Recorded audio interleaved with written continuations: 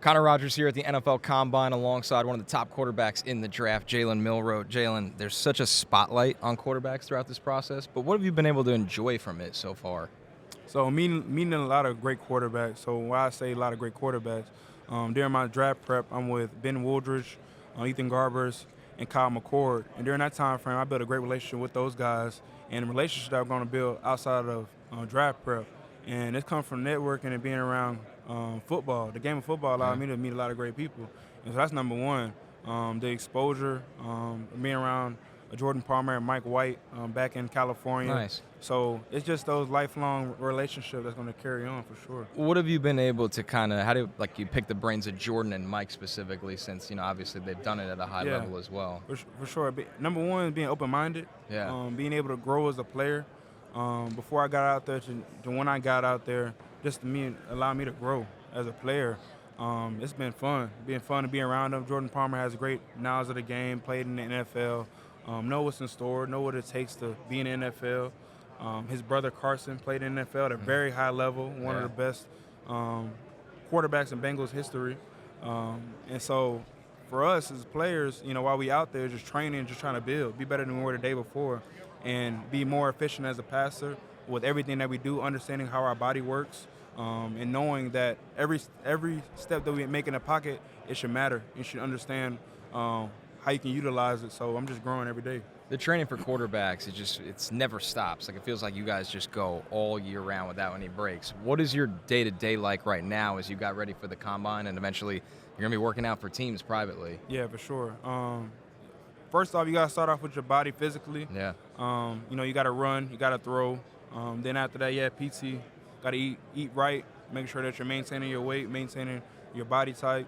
And then, of course, you have your massages and, therapy, physical therapy will take care of your body. And then, you got to watch tape before I go to bed. So I try to take some hours to reflect on games, watch some NFL, get some understanding of what's in store next year, playing in the league. So it's just a lot of combination of also mentally just getting prepared for the league. Were you lifting with the linebackers at Alabama? What's going on here? Okay, yeah. I literally was guessing. Not a lot of quarterbacks are built like you. How did that come about? Yeah, so when I first got to college, I was undersized. I had to gain some weight. I was told by the nutrition I had to gain some weight. What did you come in at? I came in at 191. Okay. 191. They want me to gain some weight, be at least 215. Okay. And so, when I put my mind on something, I'm going to achieve it. I'm going to do it.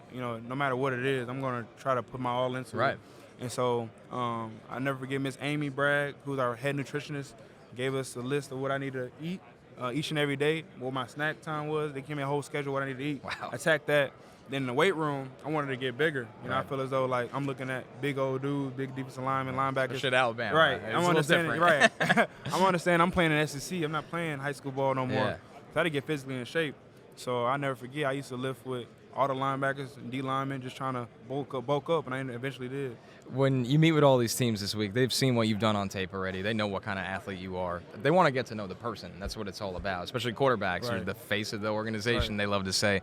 What's the thing that you want them to really come away with learning about you this week? I love football. I'm passionate about football. One thing that I tell people all the time is that my dinner that I ate last night, I was able to purchase it because of the game of football. So I ain't going to do nothing in a way to take that away. I love that. I'm going to keep on playing football because it provides for me and my family, but also this is something that I'm very, very passionate about, and I love football, and I love everything about it. When you think of just loving football, you think of just championships, you just think of winning. I love everything about it, the hardship, the relationship in the locker room, building networking through that process. So there's a lot of things that I love about football.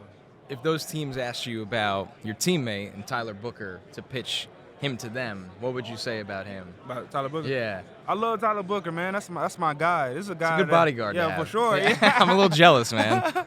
Yeah, for sure. This is the guy that was committed, disciplined, driven. He's a guy that came in as a freshman and played early on. Yeah. And competed with veteran guys. One fifth year, one junior in the program. So this is a guy that was passionate about playing, passionate about getting better, passionate about leading, and just the energy that he brings each and every day is consistent. And he's a natural leader. He's always trying to pour into somebody else. I'll never forget when we had the staff change from Coach Saban to Coach DeBoer. He got together with a returning starter from Washington, now at Alabama, Parker and got with him. They ate together and they watched tape on what the system was, calling out the play calls, understanding each assignment.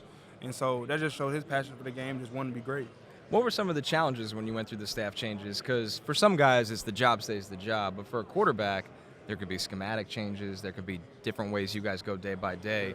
What were some of the challenges that you went through with that? It was an overall complete change, schematics, personnel, relationships, understanding who was all around. It was all different.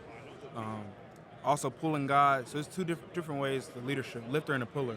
And so understanding who you're around, right? Because, we had a returning starter and a tight end, C.J. Dupree, left guard Booker, and right guard Jaden Roberts. Yep. And that was it. And so a lot of guys that transferred in, it was a whole completely different coaching staff on offense except our running backs coach. But we were all just trying to push guys along, lift guys along to what the standard of excellence was at University of Alabama. I've been to a national championship. I've been to a SEC championship. So I understand what it took to get to that point. Yeah. And so it's just all about pouring our knowledge into those players. And so it's all about opportunity. And so we had a great opportunity as leaders to step up, me and Tyler Booker and the veteran guys, when it came to this past season. You're a guy that it seems like it's football 24/7, 365. But when you get a little chance to break away, what do you get to do for fun?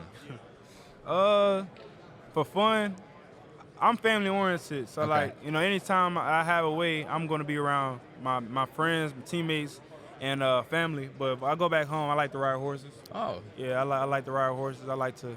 My uncle back at home in Sunnyside, Texas, they got acres and they got horses, and so we like to ride horses. Me and my cousins. It's not as easy as people think. Oh, no. I did when I was a kid. Yeah. You get thrown off a couple times. It's not. It humbles you. Humbling is the perfect way to put it, man. man. You for sure. Jalen Milroe, man, it's been so fun watching you at the college level. Great talking to you today, and best of luck in the NFL. Thank you. I appreciate you. Hi, I'm Mike Tirico, and thanks for watching. Make sure to hit subscribe for the latest news and highlights from NBC Sports.